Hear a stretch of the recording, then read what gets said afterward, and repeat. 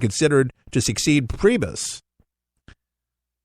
So this is where it gets a little funny for Priebus now, because the White House officials telling Politico Scaramucci being considered to succeed Priebus. Scaramucci made it clear on Twitter that he answers only to Trump. The Post cited several unnamed officials. See, this is the thing, folks. This is so interesting how the newspapers, they get their information. They won't reveal their sources, but they have sources. Where is these leaks coming from? How do they know this information? There's just things that sometimes should never be said, but this is why.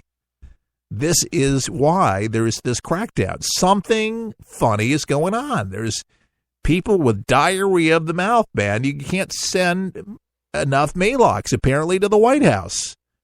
This is so bizarre. When I read these news stories, and I think to myself, there it is, the Post citing several unnamed officials reporting that Scaramucci has started an audit on staffers. Okay, well, geez, we knew this was coming because it's been reported. Kellyanne Conway has said that they're going to crack down. Even Scaramucci himself said he's going to be doing it. He is repeatedly meeting with them to weed out those he determines are not working hard enough to defend the president. Staffers whose jobs are secure are Sarah Huckabee Sanders, Hope Hicks, and Dan Scavino. Spicer, the outgoing White House press secretary, resigned Friday over Trump's decision to tap Scaramucci to lead the communications team. The departing spokesman said the president could benefit from a clean slate as he seeks to steady operations amid the Russia investigations ahead of healthcare showdown. Said this all along. The cleaning of the house, the draining of the swamp, a lot of times could actually follow you even to the White House. Changing the guard, changing the colors. Sometimes you got to do the things that's going to just make the difference to make sure that you got the best people working for you. You got to root people out. And unfortunately, sometimes even good people lose their jobs in the mix of all this. And I think that Sean Spicer was one of them that lost his job in the whole process of this. But it's politics, and sometimes politics can get really, really ugly. And from people that have told me that have been into the White House through the years have told me it is such a close-knit place that you get these egos and everybody vying for the president's ear and the chain of command. It gets tight, and it can get very interesting. We get some of the top minds, and you get this energy going, and sometimes people's feelings get hurt. And then in the mix of all things, you get people that are leaking stuff at the same time because they're not liking how the flow is going, and there's not that proper synergy that needs to go along. So they become disgruntled, and they start leaking crap. And it'll be interesting to see who actually disappears from that and what people end up saying. And usually on the other end, you kind of hear it. People that are released and let go, they go on the TV stations and they start puking on everybody, giving some details of information that we may not have known about that's happened inside the White House, or a continuation of stuff they've leaked out to the press all along for stuff that they decided they wanted to go ahead and put out there to show above anything for some that, for whatever reason, wants to show that the disharmony and the utter chaos that's going on behind the scenes. Well, sometimes that atmosphere happens where you get crosswinds coming here in that direction. But the biggest thing is you want to make sure people that are at least there, that are on your team and for you, supporting that particular agenda. And it seems like he's really got some key people in these positions. There's just a few more people that may have to be knocked out. And the Attorney General seems to be definitely, I would guess, at this point, is going to be the next one that's going to have to step down. Very unpleased with his performance, especially with the Clinton emails, but with accusing himself. Again, I give him 2 weeks. 2 weeks, he'll be out. But, come on. We voted for Donald Trump. And if you voted for him, you expected this change to take place. This is his management style. And look, a lot of other administrations have fired people and before 4 years was up, before their term was up. It happens. Sessions just needs to resign. That's going to be the classiest thing to happen, and I believe that's going to happen sooner rather than later. It's going to resign. He has to. Does not have the full faith of the president. If you don't have that, you can't do your job, and you're not going to have the confidence of the American people. All right, so moving forward, police are mocked again. Here's a street sign illegally installed in the Twin Cities. Warning cities police, easily startled, reads the signs that also has an image of panicked officers firing off pistols in Minneapolis. The signs were discovered on Sunday in both the Cedar Riverside neighborhoods of Minneapolis in the intersection in St. Paul. Both were bolted to metal posts similar to regular street signs. Well, it's because of this, the shooting that took place with the officer that, because of the loud noise, was startled, shot this poor lady. Those in Minneapolis are still not very happy with the outcome of what happened, and I think are just trying to send a loud message and a public outcry for the shooting of Justine Damond. And this fallout still continues, and it's an apparent protest. And continue going on in the streets of Minneapolis and St. Paul.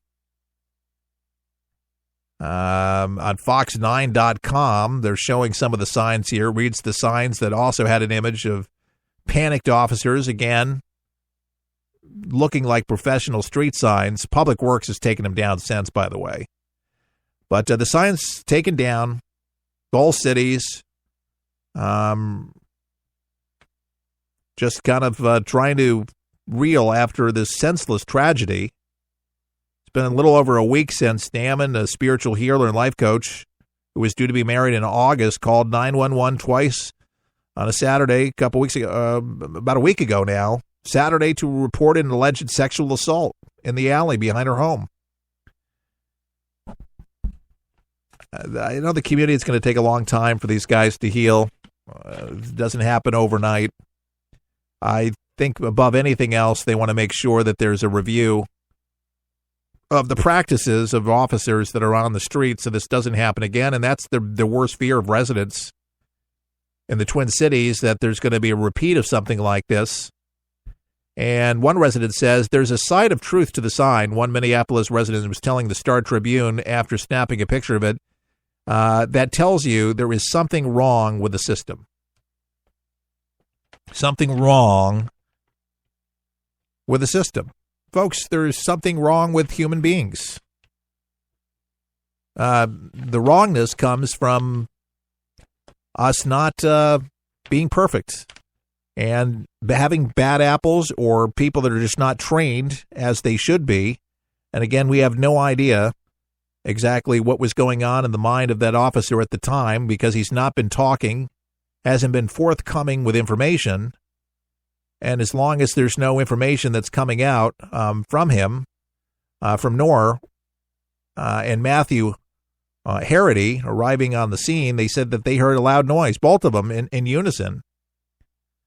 So again, I think people are on edge and upset because of lack of information. They know the fact that the lady's dead, but again, these officers are not talking right now, still under investigation, still trying to get information out of them, and they're not being cooperative. So the citizens are a little PO'd about the whole thing. The officers are not working right now because they're under investigation. But, folks, this has happened a lot of places in our country, unfortunately, and we're going to be hearing from a case up in Neenah, Wisconsin again, to get an update shortly, probably within the next month, from where officers come in blazing guns and the wrong person gets killed. And this is happening way too often in our country, unfortunately. And I know that officers are on edge, too. Don't get me wrong, on the climate of violence and anti-police sentiment out there. I know a lot of officers are dealing with a lot of stress out there, but it doesn't excuse by any means the senseless deaths of innocent human beings that are taking place. And this is very, very unfortunate. They're supposed to be there to serve and protect. A lot of people think it's lack of training from departments that are not putting these officers through the proper training, and as a result, this is what happens. And so there's going to be a lot of splaining to do with the police department there, the Twin Cities. But I think it's a lot of police municipalities really need to look at, I think, their own procedures in the wake of this and how they operate and how they respond to various cases. And they're all different. I think officers will tell you this, is that depending on where you're going. But, going on a street, off a 911 call, again, no body cams, and that should be standard operating procedures. That's a mystery. No dash cam, no body cam. That should be available to every officer. Should be on 24 hours a day. You go out on a call, it's on, it's rolling, it's gone. So that way there's no question. We can see it in action. They can watch the tapes, and you can hear the audio, what's going on. This needs to be the smallest municipalities to the largest, especially the Twin Cities. They got to have this thing done. Why? It's common sense, folks. I mean, I could have told them a long time ago to do this. And I'm not Monday, morning quarterbacking, if you will.